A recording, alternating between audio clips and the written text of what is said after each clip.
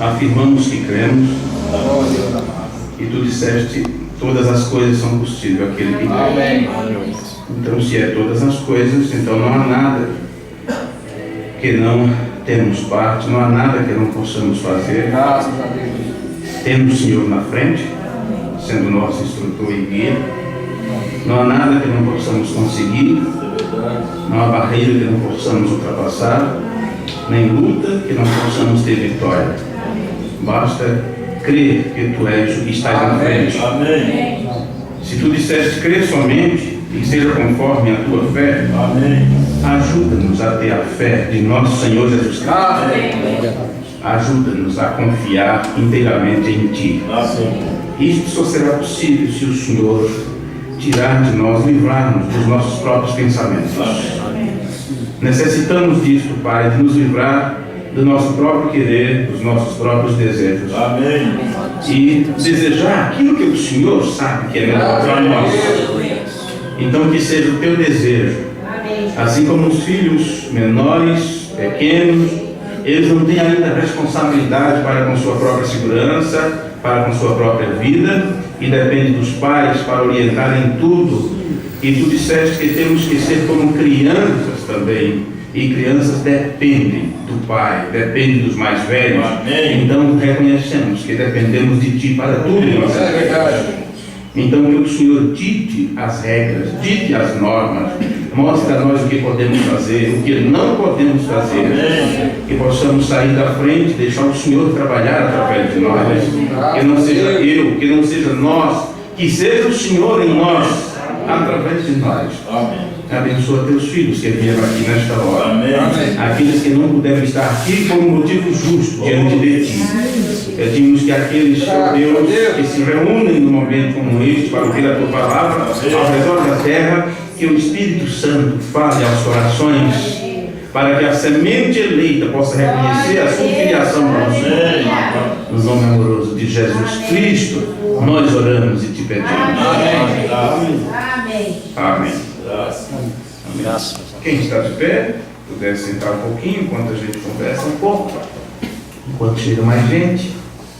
Né, Maria? Pois bem. Eu já estava preocupado. Mas eu estava preocupado se não ia trazer Maria do carro, né? Porque a irmã José, quando vai, só por Deus, para encerrar o assunto, né? E pronto, o Zefinho foi lá buscar ali e talvez as duas vão ficar em casa conversando, não vai vir para o culto, aí fica difícil. Mas aí chegaram. Pois bem. Deus abençoe vocês, né?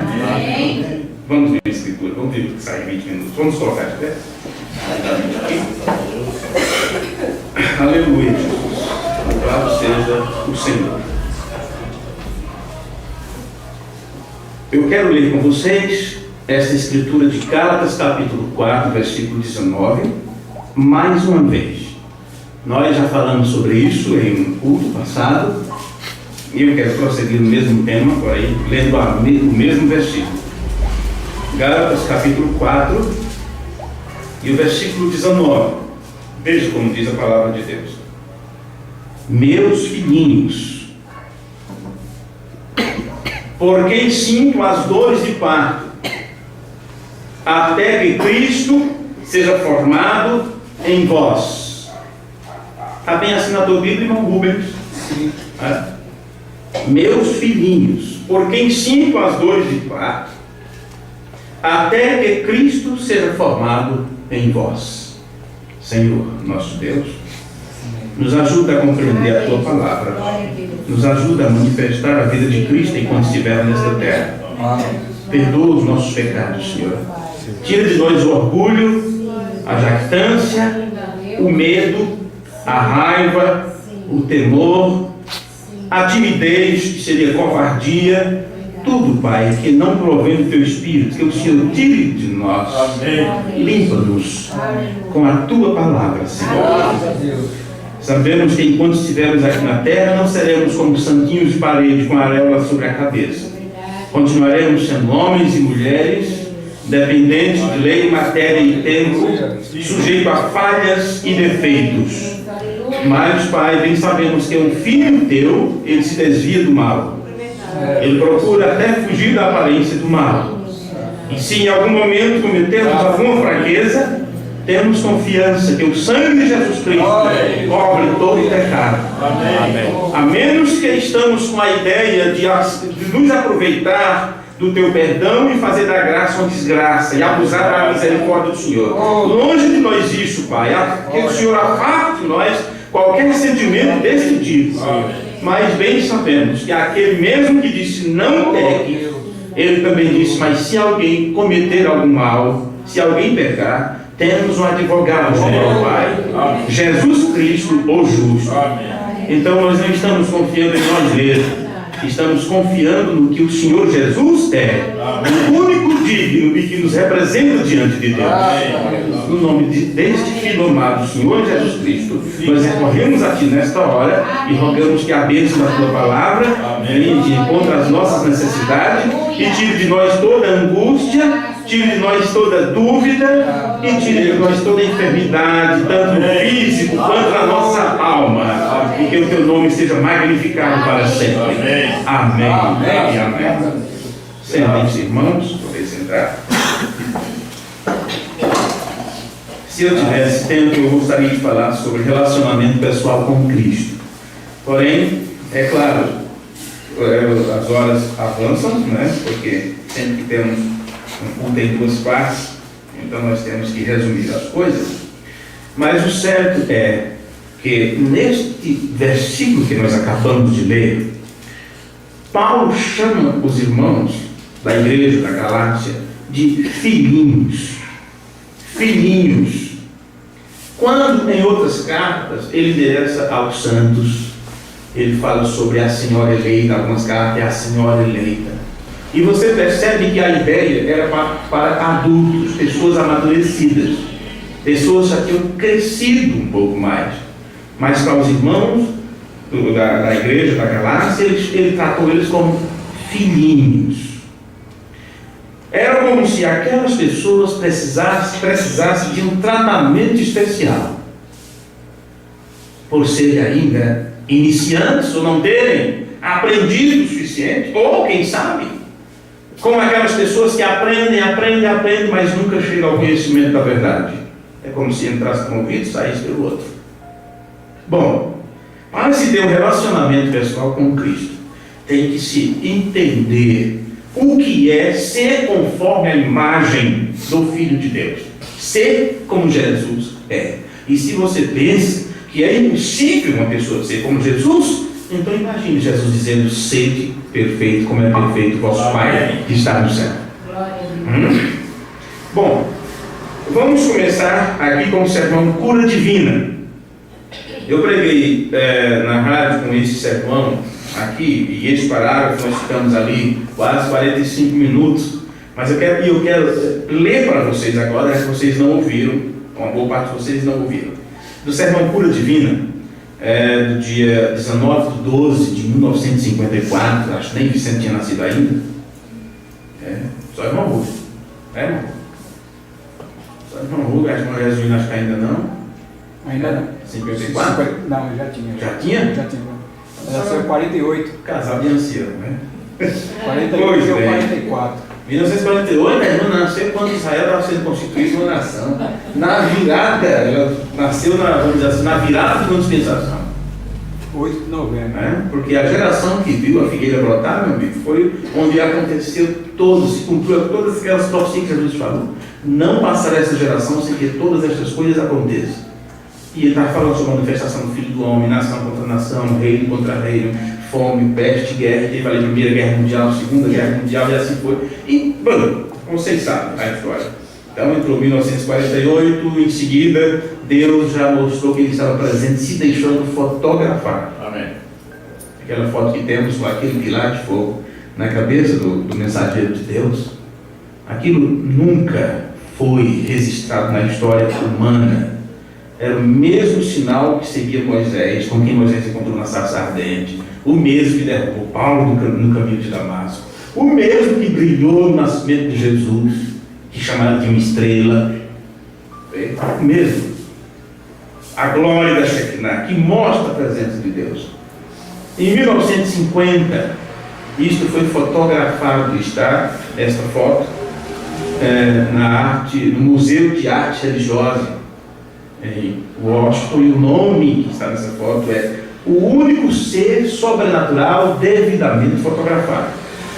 Isso é como testemunho para esta geração diante da qual essas grandes profecias do tempo da manifestação do Filho do Homem aconteceria. Então é claro que é desse tempo que vem cegueira espiritual para os salvos. Mas aqueles que vão até Ananias para se tirar as escamas dos olhos, então eles podem entender que luz é esta, né? Eles se tornam Paulo. Essa é a diferença. Porque antes você era perseguidor. Muitos não deixaram de ser perseguidores. Essa luz era tanto cega como ela esclarece. Muitos ficam cegos e pensam que vê, estão vendo. Não entendem o que está acontecendo. Ok. Em 1954 ele pregou esse sermão, cura divina. E no parágrafo 59 o irmão Bruno disse: agora observe aquelas pessoas que chegam e dizem: bem, eu aceito o Senhor. Eu preguei no rádio, enquanto vocês estavam aqui no culto de sexta-feira assistindo a gravação, os que vieram, eu preguei sobre eu não posso julgar. Esse foi o título. E assim que estiver na mão de vocês, aconselho todos ouçam essa pregação. Eu não posso julgar. Eu apenas comentei este parágrafo e eu não vou comentar agora, apenas vou ler. Vocês, quando ouvirem a pregação, entenderão o que eu estou dizendo aqui. Observe, aquelas pessoas que chegam e dizem: bem, eu aceito o Senhor. Você aceita as palavras dele sobre isso. Eu também aceitaria. Eu não posso julgar. Deus julga. Mas em 10 anos desde agora, eles nunca progrediram um pouco sequer. Simplesmente ficam bem no mesmo velho lugar. Não foi o que eu disse agora há pouco sobre o fluxo que você não deve atrapalhar? Segue o fluxo. Se você diz que creu, tudo bem, você diz: eu aceito, é para mim. Eu também sou um cristão, foi comigo que Jesus morreu. Eu não vou dizer não, eu não sei. O irmão disse: se você aceita as palavras da pessoa, quando ela diz que é crente, quando ela diz também que segue a verdade, ok. Porém, daqui a 10 anos, você percebe que elas não mudaram de lugar. Não avançaram na fé. Tropeçam nas mesmas coisas, caem no mesmo engano, repetem os mesmos erros.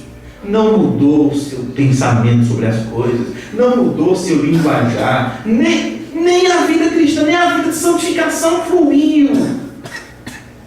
E aí? O que fazer? Não estão crescendo. Jesus crescia em graça e em conhecimento diante de Deus e dos homens. Agora, se nós achamos que estamos crescendo na fé diante de Deus e diante dos homens, mostramos outra coisa, somos hipócritas, somos fariseus, atores, mascarados. Mostramos uma máscara. Porque por trás daquilo não é o que está acontecendo. Este crescimento, este avanço na fé, tem que ser diante de Deus e dos homens. Foi assim com Jesus, e Jesus veio para nos dar o exemplo, dizendo: olha, o papai quer filhos com esse tipo de caráter. Então ele viveu a vida que ele viveu em obediência ao seu pai, mostrando para nós qual é o caráter de um filho obediente, que Deus pode dizer assim: este é meu filho amado, esta é minha filha amada. Amém. Eu tenho prazer de fazer morada dessa pessoa, tenho prazer de habitar nesse coração, tenho prazer de pensar nesses pensamentos. E depois ele ainda diz: a essa pessoa você pode ouvir, a ele ouvir, a ela ouvir. O conselho que ele der estará na palavra, o conselho que ela dá estará na palavra. Não dirá nada ruim, não te aconselhará sobre nada ruim. O que essa pessoa fará é para apresentar Cristo. Amém. Agora o profeta está dizendo assim: mas se passam 10 anos, eles nunca progrediram um pouco sequer, simplesmente ficam bem no mesmo velho lugar. Aí eles vê, quando nós crescemos diariamente, a cada dia o vosso coração anseia, continua em movimento. Não é possível uma coisa dessa. É outro tipo de mensagem. Continue em movimento. Continue em movimento. Só pare quando a palavra de Deus diz para parar. Então, quando chega algum momento que você pensa em parar determinadas coisas, será que você não viu a placa? Pare. Mas às vezes a pessoa não está olhando a placa. A visão baixa. Visão baixa. E você sabe que tudo tem que estar no seu devido lugar. Estamos falando aqui de saúde espiritual.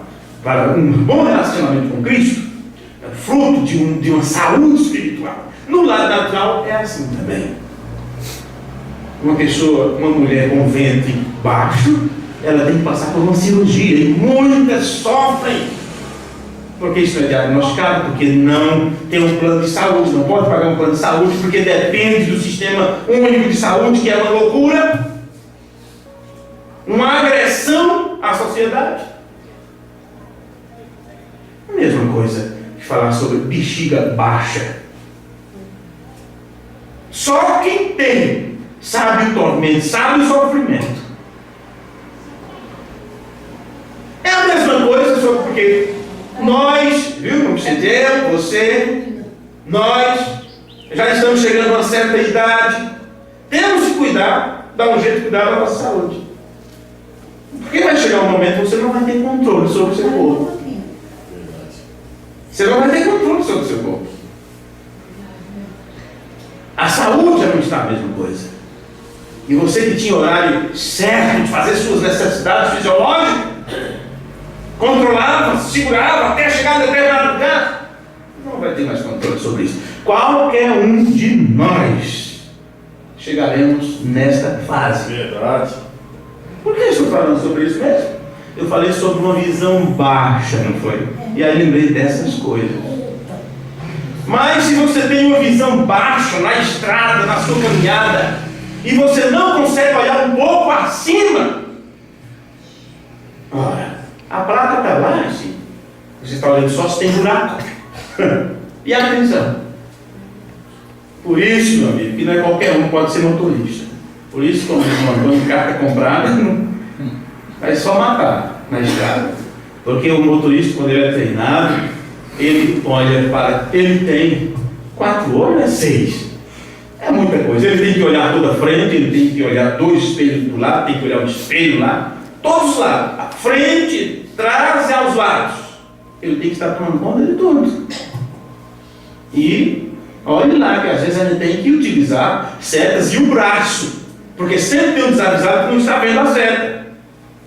Mas qualquer um pode ficar abismado com o braço lá de fora. Aquela pessoa pode ser acidentada. Mas você tem que colocar o braço. Quem estudou a carteirinha, o livro lá, sabe que alguns sinais você tem que colocar a mão, não é? A minha visão está baixa. Eu só olho os buracos. Eu sei dirigir, sabe? Eu só olho ali. Não consigo encontrar as placas, aí se perde, fica doido ali, atrapalhando tudo. Quando olha, já passou a placa. Aí, resultado, se mesmo assim, se a sua visão é tão rasteira, tão baixa, eles colocam nomes grandes, olha, desse tamanho. Pare! E tem camarada que ainda passa por cima. Né? E sabe ali, onde tem aquele pare, porque tem um cruzamento, olha, e ainda mais é preferencial do que vem do outro lado. Estou já sendo que nem um leve instrutor de trânsito. Até parece que eu sei guiar bem. É que na hora de aplicar para o espiritual, parece que a coisa amplia, viu? Amplia. Então, será que as pessoas não veem estas placas, estas setas, o farol vermelho? O William Branham pregou sobre o brilho do sinal, da luz vermelha. O brilho do farol, da luz vermelha, do sinal de sua vinda. Será que as pessoas não estão vendo? Pare de dentro. Apenas prossegue. Vem determinados pensamentos. Está lá, meu amigo. Se você não viu a placa lá piscando, alerta, alerta, alerta. O Espírito Santo não faz isso? Será que o Espírito Santo em nós não diz: olha, isso não é coisa de você falar, isso não é coisa de você dizer, isso não é coisa de você desejar, isso não é coisa de você estar pretendendo fazer? Então temos pare bem grande. Pensa que não acidentou. O que aconteceu com fulano? Mas o irmão era uma pessoa tão abençoada, mas o irmão era tão obediente, mas a irmã era tão. A atropelamento na estrada, não olhou os sinais. Entendeu? Porque nesse procedimento, nessa caminhada, enquanto você vai crescendo, existe vamos dizer assim, um jogo de sinais espalhado pela estrada, certas indicativas que Deus deixou tudo certinho para você não errar o caminho. Olha, não pense que é uma estrada esburacada. Sim, tem placa verde, placa azul, eu não sabia disso. Né? Esse dia que o Antônio estava mostrando para nós, com toda a simplicidade, né? As placas azul estão mostrando a interestadual, as rodovias que saem fora da cidade. As placas verdes estão mostrando dentro da cidade. Não adianta, se você não vai sair fora para a autoestrada, está procurando ruas dentro da cidade, não adianta olhar as placas azul. Senão daqui a pouco você vai pegar a interestadual. Interestadual é isso mesmo? As rodovias, né? Veja, meu amigo, quando você dirige por uma estrada mal iluminada, é tão complicado. Você não sabe se está à noite, você não sabe se está no acostamento, se você está no meio da estrada, porque ela não tem nenhuma nada para te indicar onde você está. Agora, nessa estrada para o céu, apesar de ser um caminho estreito, mas ela é tão sinalizada que Jesus disse assim: nem os loucos erraram. Ora, se nem os loucos erram, eu tenho um pouquinho de juízo. E nós já temos um pouquinho de juízo, porque não é possível que o julgamento de Deus, a avaliação de Deus, pelo menos uma porcentagem dela não tenha vindo a nós. Porque se isso acontecer, você vai andar como um doido por aí afora, atropelando todo mundo. Um camarada saiu da casa dele, aí um senhor de idade, acho que ele queria se matar, e saiu na contramão em alta velocidade, não sei se foi na Anhanguera, alguma coisa assim, chegou a atropelar não sei quantos carros, matou não sei quantos, terminou morrendo também. Muita gente está assim, viu? Na contramão, em alta velocidade, feito um doido, disparado, e acha que está indo para o céu, provocando acidente, morte espiritual, matando os outros com seu próprio exemplo, com suas palavras, vê? E assim sucessivamente. Não falei nada disso no culto que eu preguei. Eu não posso julgar, lembre esse parágrafo. Não falei nada disso. Estou falando aqui, porque agora realmente foi outras coisas aqui. Deixa eu prosseguir a leitura rapidinho. A cada dia o nosso coração anseia, continua em movimento. Há algo crescendo dentro de você. Amém. Você fica maior. Estamos crescendo. Estamos ficando maior. É claro que quanto mais o tempo passa, nós vamos ficando mais encurvados. Parece que vai diminuindo, a espinha dorsal vai diminuindo, você vai encurvando. Pessoas que eram dessa altura veio para assim, quando morre é aquela coisinha. Eu lembro quando eu era pequeno, olhava para a mãe assim. Mas quando eu vi ela no leito de morte, lá, vocês recordam disso? Olha, não era mais que isso, não. Mas e na fé, como estamos? Como estamos na fé? Estamos crescendo? Ou todos os dias estamos dependendo de alguém apontar o dedo e dizer: rapaz, olha, isso não pode, crente não faz isso, crente não faz aquilo. Isso se faz com o menino. É com os netos. É com as crianças. Você diz: não. Dedo na tomada. Não. Alfinete, prego na tomada. Não. E vamos ficar assim até quando? Até quando vamos ficar dependendo que alguém nos diga o que fazer e como fazer? Até quando? Então não estamos crescendo. Concorda? Se for dessa forma, não estamos crescendo. Se temos que todos os dias estar alguém apontando o dedo para nós dizendo: rapaz, olha, isso não está certo, isso está errado, não é assim como se comporta, não é assim que a mulher se comporta, não é assim que deve se vestir, não é dessa forma. Escuta, isso se ensina enquanto está pequeno. Isso se ensina. A formação de uma criança, agora eu não lembro direito agora, mas a formação, o caráter de uma criança, a sua formação principal é feita, é gerada nela, vamos dizer assim, estruturada nela pelos mais velhos, até na idade dos 6 aos 7 anos. Viu? Aproveite. Vou esperar crescer para dar umas palmadinhas. Não, depois ele vai dar umas palmadas em você. Você não tiver cuidado. Quando crescer eu vou ensinar como obedecer os adultos. Não, é desde as primeiras passadazinhas. Aprenda, ensine a respeitar. É difícil, Mas ele precisa aprender, ele não sabe, ela não sabe. Aí você ensina quem é o papai, quem é a mamãe, você ensina quem é os tios, você ensina quem é os avós, você ensina como tratar os mais velhos, você ensina a quem tomar a bênção, a quem tomar a bênção. E assim sucessivamente. Quando esse guri ou essa guria chega a 6 ou 7 anos de idade, já está formado. Inclusive a sua natureza vai se estabilizando. Okay? Aproveite os primeiros anos, viu? Mas os primeiros anos é seu sorriso, faz qualquer coisa, acha graça nisso, acha graça naquilo, e estamos perdendo a oportunidade de fazer deles pessoas de bem. E agora, como a justiça, que isso não é justiça, é uma torção da justiça, é uma injustiça, proíbe que você dê umas lapadas, a lei da palmada, né, diz, proíbe os pais cuidar dos filhos, como se os pais cuidou de você, não arrancou pedaço nenhum mais. A forma que meu pai criou a gente, dando umas lapadas de vez em quando, com azaraconho, com um chinelo de feito de pneu de carro, não arrancou pedaço ninguém. O eu ficou vermelho e aquela coisa toda. Mas filho, todos eles estão na igreja. Né? A maior parte são crentes. Nenhum virou traficante por isso, nenhum virou ladrão por causa disso, nenhum virou assassino por causa disso. Estou revoltado porque meu pai me deu umas lapadas. Melhor que a polícia bater depois. Não estou dizendo com isso que pai que espanca filho faz dele cidadão de bem. Não, senhor. Eu estou falando sobre uma educação pautada com equilíbrio de acordo com as escrituras, porque não adianta nada.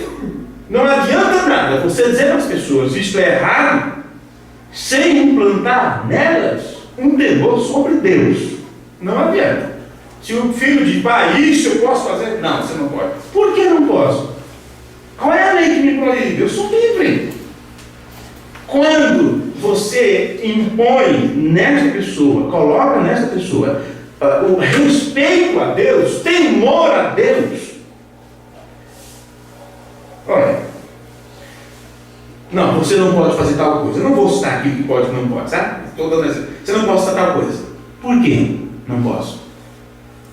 Porque meu pai é muito rígido, porque minha mãe é muito rígida, me obriga a ir para a igreja, me obriga a isso e aquilo. Não, filho, existe um Deus no céu que nos ama. E Ele não quer nos ver em problema. Ele não nos quer ver em sofrimento. Existe a lei da morte, a lei da vida, a lei da bênção e a lei da maldição. Que é dito, se você guardar os mandamentos, a bênção de Deus te acompanha. Ela chega a correr atrás de você. Mas se você desobedecer os mandamentos, a maldição te acompanha. E você não vai culpar a Deus por estar em problemas. Porque foi você que atraiu a maldição para você. Então elas começaram a respeitar a Deus. O que estão querendo fazer com as pessoas implantar nelas serem cidadãos de bens, mas sem o conceito de Deus superior sobre tudo e todos. Isso nunca vai dar certo. Isso nunca vai dar certo. Existe um filme sobre isso, onde trata sobre isso. Eu não posso falar em propriedade justamente sobre o que eu quero falar sobre isso, porque seria melhor vocês assistirem aquela película. O irmão Júlio sabe do qual eu estou falando, de um rapaz que conseguiu, não é? Uma história, uma possibilidade, uma hipótese, vamos dizer assim.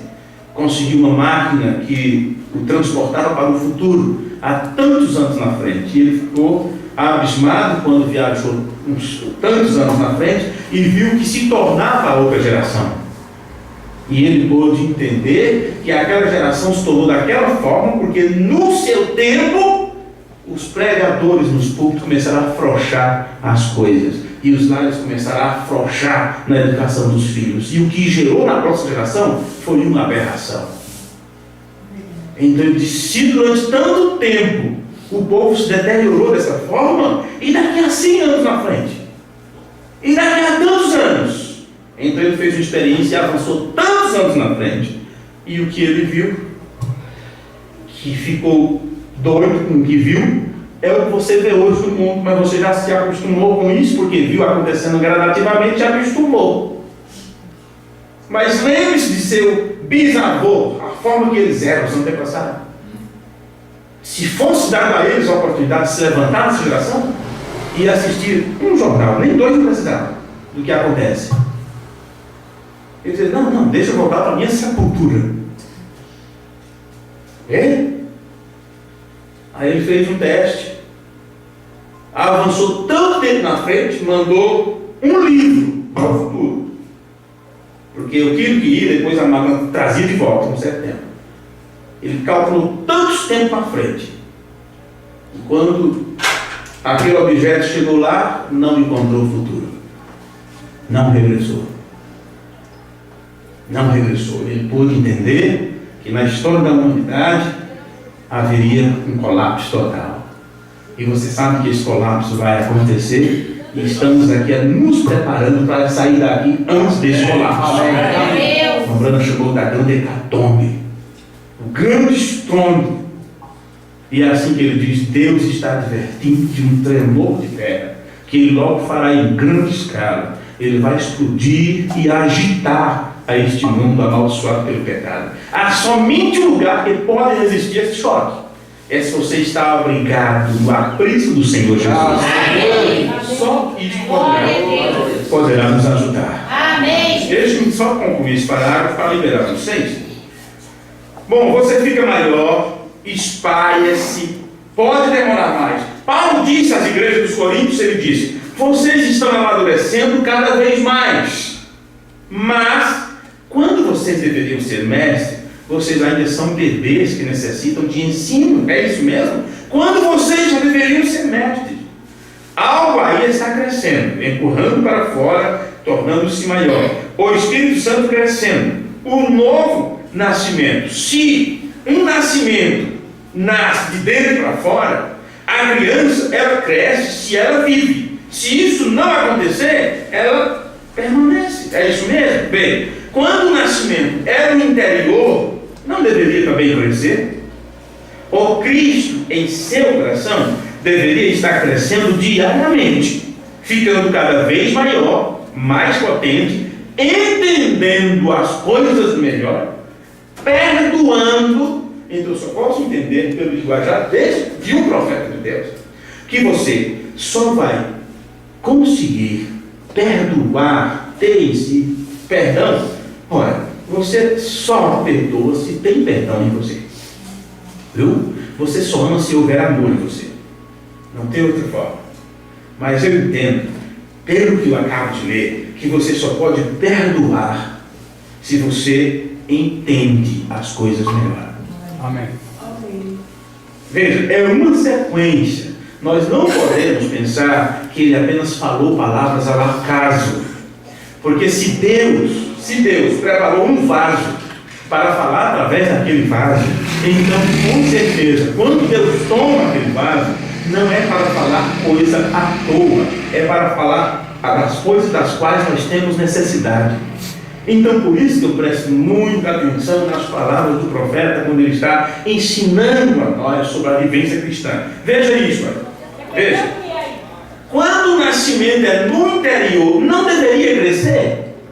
Porque quando é no seu nascimento natural, o que é que você diz? Comer, assim? Comer, para quê? Comer, para quê? Para poder crescer, para melhor crescer. Por que você faz tudo para alimentar a criança? Desde pequena, a mãe já se alimenta, vitaminas e tudo, encaminhamento médico, que é para a criança estar no peso. Mãe, é isso. A criança não está no peso normal. Quantos meses tem essa criança? 3 meses? Põe na balança. O peso não está correto. Não é assim? Controle a alimentação. Muda o tipo de leite, faz de tudo. Porque disso se trata, meu amigo, crescimento. E as crianças têm que crescer. Agora, o irmão Bruno está dizendo, se isso é natural, não é também quando acontece o nascimento do nosso interior? Não deveríamos crescer? Por que daqui a 10 anos eu vou ser o mesmo crente que eu sou hoje? Por quê? Se eu aprendi todo o tempo, temos tudo toda semana, temos a Bíblia para ler, livros, literaturas para ler sempre, e continuamos com as mesmas coisas. Quando vem os mesmos problemas, nós agimos do mesmo jeito. Quando alguém pisa no nosso carro, damos o mesmo chute na canela do camarada. Nunca vamos aprender a dar outra face. Quando Jesus disse: se alguém te pede para andar uma milha, anda duas. Anda duas com ele. Dá a quem te pede. Estão exigindo isso, cede teus direitos. Deixa que o outro gaste, pense que ganhou de você. Deixe que o outro te chame de bobo. Você vê? Estava errado mesmo, senão não teria sido. Até me desculpa, estava lá. Aí, estava errado mesmo, mas veio pedir perdão. Está vendo? Ele não sabe que há um segredo nisso. Jesus disse: se você vê que alguém tem algo contra você, então vá lá e peça perdão. Não é se você tem algo, eu tenho alguma coisa contra o irmão Vicente, eu vou lá pedir perdão para ele, que eu fiz alguma coisa contra ele. É se ele me atingiu. Se ele me atingiu, se ele me feriu, me acabou, me arrasou. E é claro que se ele fez isso, me diminuiu, me deixou triste, me deixou doente, e eu fico esperando ele vir a mim, né? Eu estou errado, estou no meu canto, não fiz nada de errado, foi ele que errou, ele que se vira. E aí tem pessoas que dizem: e se ele pedir perdão, aí não perdoa. E Jesus disse: não, se você vê que alguém tem algo contra você, então vá lá e se acerte. Escuta, eu fiz alguma coisa, eu posso estar trocando aqui o conceito das palavras, eu posso estar trocando, mas vocês entenderão o que eu estou dizendo e podem ver na Bíblia como está. Mas vá lá e se acerte. Não apenas espere que a pessoa venha para você, não espere, ela pode nunca vir. E alguns acertos você não deve esperar para o leito de morte, porque no leito de morte, muito fácil, muito fácil. A pessoa passou toda a vida, todo o tempo, nunca quis nada com Deus, nunca quis nada com salvação, nunca quis nada, passava aí na frente da igreja, para lá e para cá, dava risada, não tem olhado. Aí está lá, não tem mais jeito, aí vou lá pregar para ele. Olha, você está morrendo, você aceita Jesus? Todo mundo aceita. Para quê? Para aliviar a nossa consciência e dizer assim: que salvo. Meu amigo, é poucos que estão como ladrão da cruz, viu? É poucos que estão como ladrão da cruz. Não adianta aceitar Jesus porque é conveniente aceitar, ou porque não tem mais jeito. É dito na Bíblia: lembra-te do teu Criador nos dias da tua mocidade. Amém. Antes que venham os dias maus e você diga: não tem mais nenhum contentamento, não tem para onde ir, você crente agora. Vê? Estou velho, rabugento, o tempo de Dom Juan passou, ninguém me quer mais. Se dá uma piscada, a menina vai me chamar de velho nojento. Agora você é crente, é verdade. Pelo menos eu tenho a oportunidade de falar assim: misericórdia, mas misericórdia. Ser crente porque é conveniente, isso não é cristianismo. Aceitar Jesus porque o médico diz: não tem mais jeito, você vai morrer. Então agora eu vou ser crente. Tudo bem, ok? O irmão Brando disse assim: olha, eu estou dentro do parágrafo aqui, viu? Estou dentro da mesma linha aqui. Não pense que eu saí. O irmão Brando diz assim: olha, você aceita as palavras dele.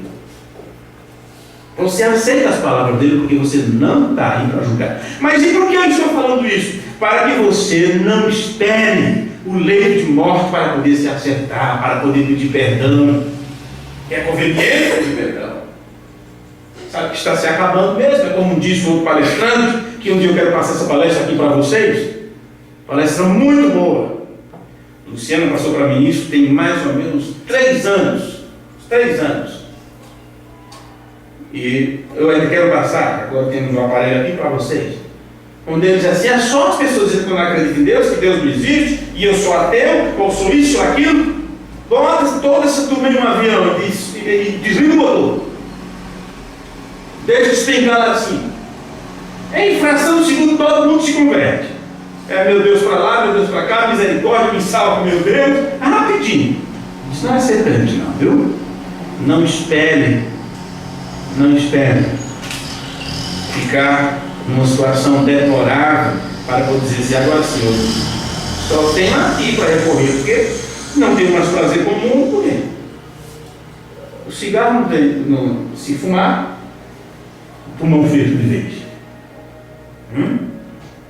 Se tomar um gole, cirrose hepática acaba de matá-lo.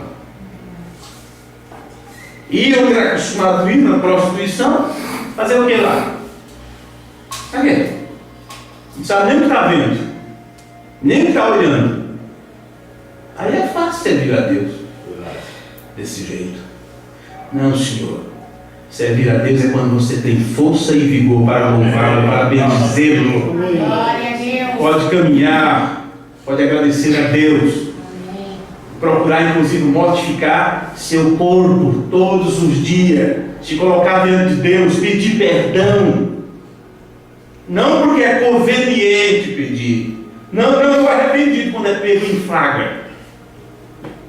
É fácil, tem muita gente que de estar arrependido, eu confesso o pecado porque foi flagrado. O pecado. Confessa para o esposo o adultério porque foi flagrado em adultério. Confessa para o esposo porque não teve como esconder. Isso não é confissão. Isso não é confissão, é procurar dar um jeitinho. Viu? Confissão é quando o Espírito Santo toca lá no coração. Ninguém foi lá e disse: eu te vi fazendo aquilo, estou sabendo o que você fez. Ei, irmão, você sabe que a carne é fraca, meu Deus, me perdoa, vou fazer um acerto aqui para ir para a ceia. Mas durante todo o tempo estava na fila da ceia, estava tudo bem assim? Vê? É isso que eu estou dizendo para vocês.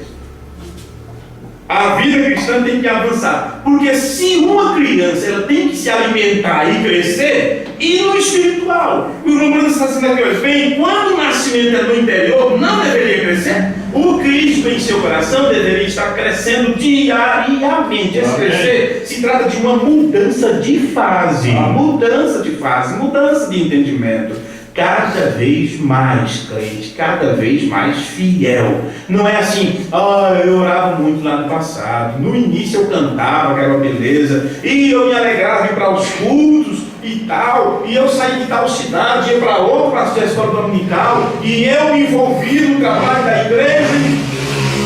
Não adianta falar do passado, não podemos viver dos méritos passados. Deus quer que estejamos constantemente com o mesmo amor, com a mesma disposição, crescendo cada vez mais. Se antes eu gostasse de ler a Escritura, eu posso até, só se eu perder os olhos, só se eu perder a visão. Então, os nossos olhos não são apenas naturais, existe o olho do Espírito, o olho da alma. E não pense que isso não existe, porque se cortar a tua perna, cortou, deu gangrena, corta, sair aquela coisa toda, daqui a pouco ele está coçando. Você sente coceira, você sente aquilo movimentar. Vê? Mendigo, o espírito está em pé, o espírito anda. Como é a forma do nosso espírito? Como será a forma da nossa alma? Será redonda? Será como o fantasminha, camarada? Como será a forma da nossa alma? Eu só posso pensar que a forma da nossa alma é a forma do nosso corpo. A forma da nossa alma não pode ser como um sapo. Senão Deus teria feito nosso corpo como o corpo de um sapo, de um gato, de um cachorro. Mas se Ele fez essa forma, inclusive chamou de imagem e semelhança dele mesmo, e Ele é Espírito, então eu só posso entender que a nossa forma espiritual é assim. É com essa estrutura. Tanto é que os filhos de Deus, quando saírem desse corpo, e o corpo ir para a tumba, ou cremado, ou seja o que for, e o espírito vai para Deus, a alma vai para o lugar de descanso, para o paraíso, lugar de espera. Quando chega o momento da ressurreição, Deus libera o espírito, ele passa onde está a alma, pega a alma, o espírito e a alma vai e busca o corpo, e levanta esse corpo diante de Deus. É assim. Há uma separação, mas depois há um ajuntamento outra vez. Então ressuscita de uma forma diferente, porque passou por todo esse processo. Ela se levanta num corpo glorificado. Mas isto tem que crescer diariamente, viu? Diariamente. Não pode ser um corpo atrofiado. O Cristo em seu coração deveria estar crescendo diariamente, ficando mais potente, entendendo as coisas melhor, perdoando, andando como Deus quer, não é como eu quero. Não é como você quer. É andando como Deus quer, até que Cristo seja formado em você. Amém. A esperança da glória. Então você vê que é uma formação, é um corpo sendo formado, corpo espiritual, até que Cristo seja formado em você. E se uma criança é formada, se ela está formada, ela chega no momento do crescimento. E quando chega o momento do crescimento, ela vira. Ela vira. Ela está numa condição, se está tudo normal, dentro dos limites estabelecidos pela lei, da concepção da natureza e tal, da gestação, se está tudo bem quando o corpo chega na sua formação e completa os 9 meses, se é um ser humano, né? Os 9 meses. Então, o que acontece? Ela faz isso, fica de ponta cabeça. E se você está realmente sendo formado, se Cristo está sendo formado em nós, e estamos crescendo no espiritual dessa forma, até o momento de nascermos, e eu só penso uma coisa, que quando chegar o momento de nós nascermos, não podemos mais ficar neste ventre, não podemos mais ficar neste mundo, porque quando no natural você foi formado e chegou o momento de nascer, teve uma viravolta, você ficou de ponta cabeça. Então, entenda, você tem que crescer até certo ponto. Você não pense que Deus vai vir aumentando a fé e vai ser tudo bênção. Onde eu olhar vai ser só luzes, onde eu tocar o dedo vai ser só flores. Não, porque quando chega o momento de você estar formado, você é virado de ponta cabeça, cabeça para baixo. Isso é mais do que humilhar-se ao chão. Já viu alguém pegar pela canela e pendurar assim, chacoalhar para ver se tem alguma moeda? Nos desenhos animados tem isso. Isso é mais do que ficar com o rosto no chão. Você ainda está na transversal, mas é de ponta cabeça, do lado ao contrário, mostrando que não é você, não é nada mais você. Você é tirado fora do quadro. Você só nasce espiritualmente falando quando chega nesta condição, a ponto de você morrer. Sua vida está escondida com Cristo em Deus e você está na mesma situação que estava Paulo. Não vivo mais eu, é Cristo que vive em mim. Aí você pode nascer para o reino de Deus. Quando isso acontecer, você não precisará mais deste mundo, não precisará mais desta comida, não precisará mais desta bebida, não precisará mais de igreja, não precisará mais de pregação, não precisará mais de companheiros, de companheiras, de amigos, de amizade, de conversa, de ouvir, de falar.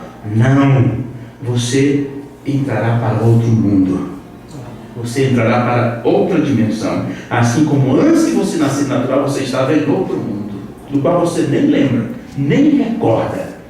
É dito que do outro lado também tudo isso aqui será passado. Amém. E ainda será dito assim, olha, não chores mais. Por que vamos chorar? No natural nós não choramos quando nascemos, não é? Se não choramos, o médico fica preocupado. Que é isso? O bebezinho nasceu queridinho, já vem sorrindo. Não, senhor. É dada palmada, uma chacoalhadinha até que ele chore. Então nasceremos, sim. Nasceremos para uma nova vida. Amém. E pelo jeito vamos chorar. Porque vai ser dito assim, não chores mais. Amém. Quando a enfermeira leva para os braços da mãe, né? Ele embala os braços e pronto. E acabou o tempo ruim. Né? Já começa aquela correspondência, aquele contato. O que estava por dentro, agora por fora. É outra união agora. Né? Do cheiro, do tato, tudo. Só se cai no braço da mãe. Agora, você acha que Deus é comparado também com a grande mãe? Ele é chamado de o El Shaddai, aquele que tem seio, ou seja, nutra-te de mim. Assim como a criança nutre-se no seio da mãe, Jeová, Deus diz, nutra-te de mim. Amém. Porque é de mim que sai a vida para você. Amém. Por isso que iremos chorar. E ele dirá, não chores mais. Amém. Tudo tem terminado. Entra no gozo do teu Senhor. Amém. Toda a nossa trajetória aqui é rumo a esse momento de dar certo do outro lado. Há sofrimento? Sim, mas valerá a pena no final. Amém? Fiquemos de pé, Deus abençoe vocês. Não sempre faz essa oração, despede o povo e estaremos aqui. Hoje é que dia? Domingo. Estaremos aqui no culto de sexta-feira, se o Senhor nos permitir. Durante a semana teremos transmissão pela rádio, né? Mas já é outra coisa, aqueles que podem acompanhar. Amém? Amém. Vamos orar. Senhor Deus, devemos pedir a Ti misericórdia, Pai, numa hora como esta, ao ouvir uma palavra de vida. Isso nos transporta para uma outra dimensão. É tão gostoso ouvir a Tua palavra e entrar no Espírito da palavra. Isso anima a gente, ó Pai. Isso nos dá ânimo. Isso sacia, isso alimenta. Muito obrigado, Pai. Que ao sair daqui, que há um desejo de retornar para ouvir mais.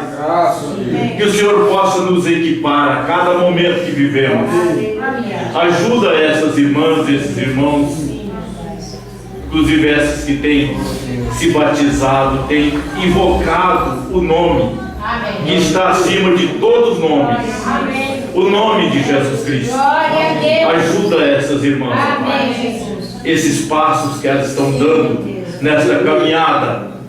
E essa caminhada não está tão longa mais, estamos chegando já. Amém. Que assim cada um que estão predestinados a chegar, Pai, possa adiantar, não ficar atrapalhando o trânsito, mas avança cada vez mais.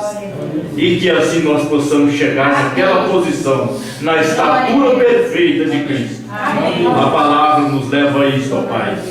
A ministração da palavra é o quinto de Efésios em ação, colocando a igreja em uma posição de ralo. Muito obrigado por isso. Abençoa esse ministro, os seus trabalhos, ó Pai. Ajuda essa pequena congregação, não só aqui, mas onde existe um pedaço de terra, onde tem o Teu Filho. Sejam abençoados e ajudados por Ti, no nome de Jesus Cristo. Leva-nos de volta aos nossos lares, protegido e guardado debaixo das Tuas mãos santas de misericórdia, no nome de Jesus Cristo. Amém, Senhor. Amém. Graças a Deus. Abençoa e até a próxima, se Deus quiser. Glória a Deus.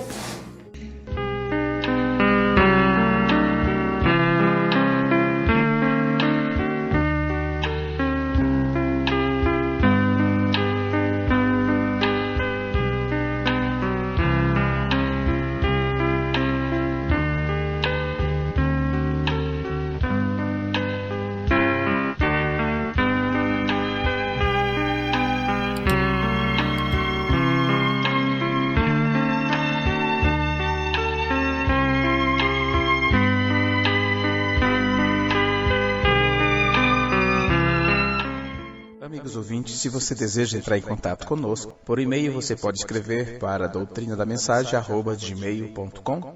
Acesse nosso site na internet www.doutrinadamensagem.com.